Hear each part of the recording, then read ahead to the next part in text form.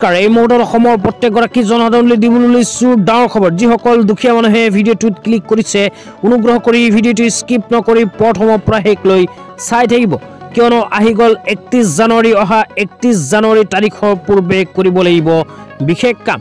অসম চৰকাৰে কিন্তু ইতিমধ্যে জাননী জাৰি কৰিছে।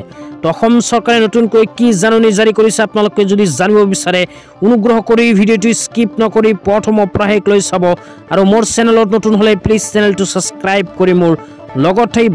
তো আপোনালোকে যদি এইবোৰ কাম নকৰে তেন্তে কিন্তু 31 ডিচেম্বৰ পাৰ হ'লে পৰিব পাৰে বিপদত।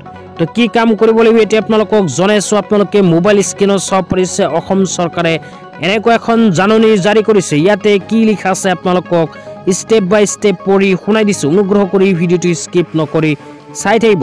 তো ইয়াতে লিখা আছে মিছন বসুন্ধৰা 2.0 মোৰ মাটি মোৰ অধিকাৰ প্ৰিমিয়াম পৰিষদৰ জাননী। তাৰপিছত আৰু লিখা আছে মিছন বসুন্ধৰা 2.0 অধীনত বন্দোবস্তিৰ প্ৰস্তাৱ গ্ৰহণ কৰা আবেদনকাৰীসকলৰ দ্বাৰা প্ৰিমিয়াম পৰিষদৰ সময়সীমা 31 জানুৱাৰী 2024 লৈকে বৃদ্ধি কৰা হৈছে।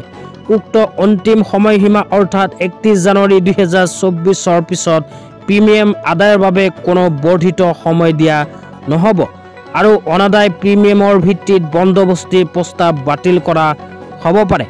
আবেদনকাৰীয়ে সেৱা সেতু পৰ্টেলৰ জৰিয়তে নিজৰ আবেদন নম্বৰ দাখিল কৰি বন্দোবস্তিৰ প্ৰস্তাৱৰ স্থিতি সম্পৰ্কে জানিব পাৰিব আৰু প্ৰিমিয়াম আদায় দিব পাৰিব।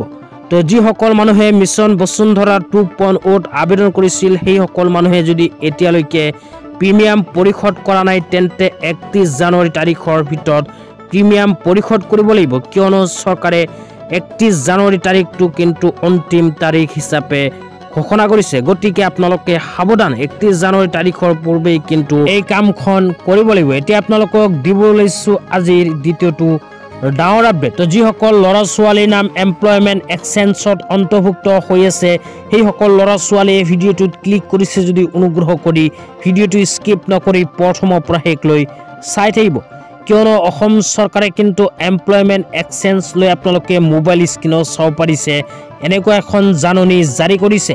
তো যিসকল মানুহৰ নাম এমপ্লয়মেণ্ট এক্সচেঞ্জত অন্তৰ্ভুক্ত হৈ আছে সেইসকলে অহা 29 ফেব্ৰুৱাৰী তাৰিখৰ পূৰ্বে কৰিব লাগিব এইকেইখন কাম, অন্যথা 29 ফেব্ৰুৱাৰী তাৰিখ পাৰ হ'লে কিন্তু আপোনালোকে পৰিব পাৰে বিপদত। তো কি কাম কৰিব লাগিব এতিয়া আপোনালোকক জনাইছোঁ, অনুগ্ৰহ কৰি ভিডিঅ'টো স্কিপ নকৰি প্ৰথমৰ পৰা শেষলৈ চাই থাকিব।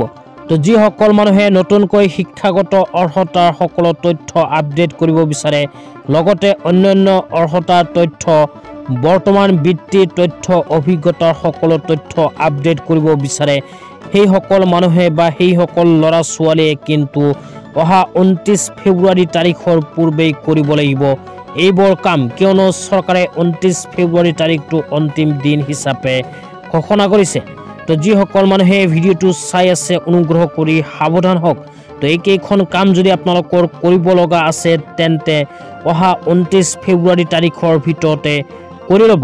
লগতে যিসকল নতুনকৈ পঞ্জীয়ন কৰিব বিচাৰে সেইসকলে আধাৰ কাৰ্ডৰ জৰিয়তেও কিন্তু পঞ্জীয়ন কৰিব পাৰে, আৰু যিসকলৰ এতিয়ালৈকে আধাৰ কাৰ্ড হোৱা নাই সেইসকলেও বিচাৰিলে এতিয়া কৰিব পাৰিব আবেদন। ইয়াতে কিন্তু এই বিষয়টো স্পষ্টকৈ উল্লেখ কৰা আছে। তো আজি ইমানেই। ভিডিঅ'টো চাই কেনে পালে নিশ্চয় কমেণ্ট কৰি জনাব।